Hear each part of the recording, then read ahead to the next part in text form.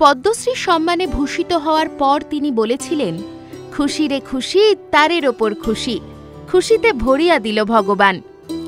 গায়ের চামড়া কুঁচকে গেছে ১০২ বছরের এই বৃদ্ধের, তবুও সারিন্দায় সুর তুলে চলেছেন তিনি। গলা ভারী হয়ে আসছে, কিন্তু তাও চোখে মুখে আনন্দের রেশ। জানেন কার কথা বলছি? উত্তরবঙ্গের প্রখ্যাত লোকসঙ্গীত শিল্পী মঙ্গলাকান্ত রায়, যাকে সবাই চেনে মংলা গোসাই নামে। শতায়ু এই লোকসঙ্গীত শিল্পী পদ্মশ্রী সম্মানে সম্মানিত হয়েছেন। প্রায় ৫০০ বছরের পুরনো বাদ্যযন্ত্র সারিন্দাকে ছোট থেকে আপন করে নিয়েছিলেন তিনি। ২০১৭ সালে তিনি মুখ্যমন্ত্রীর হাত থেকে পেয়েছিলেন বঙ্গরত্ন সম্মান।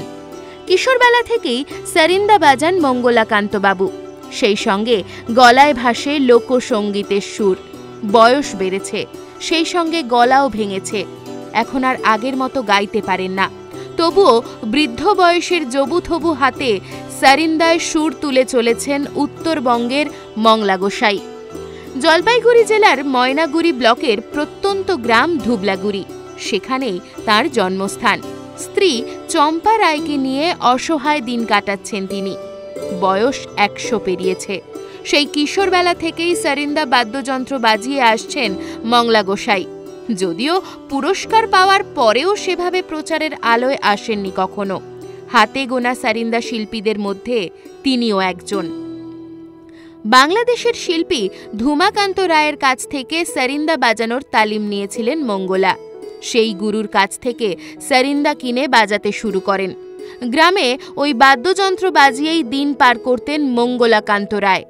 কিন্তু এখন আর তেমন অনুষ্ঠানে ডাক পান না। মাঝে মধ্যে কিছু সরকারি অনুষ্ঠানে উপস্থিত থেকে অল্প কিছু টাকা পেলে তাই দিয়েই মংলা গোসাইয়ের সংসার চলে।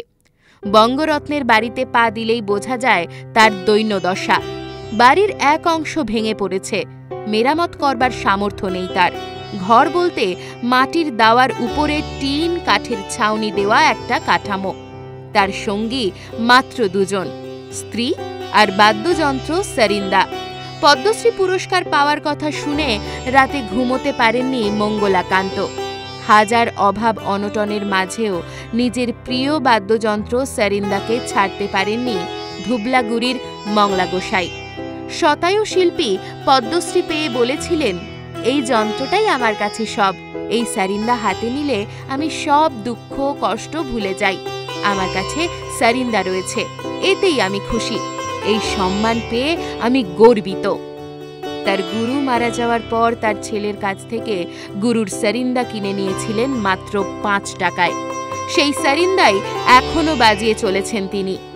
এরপর গ্রামের ঘুমা কীর্তনিয়ার কাছ থেকে তালিম নেওয়ার পর আর ফিরে তাকাতে হয়নি মঙ্গলাকান্ত রায় মহাশয়কে। সবশেষে এটাই বলার, হাজার বছর বেঁচে থাক এই শিল্পীরা, আর বেঁচে থাক তাদের শিল্প। এই রকম আরও নতুন নতুন ভিডিও পেতে নজর রাখুন আমাদের চ্যানেলে। পাশে থাকা বেল আইকনটি ক্লিক করতে ভুলবেন না।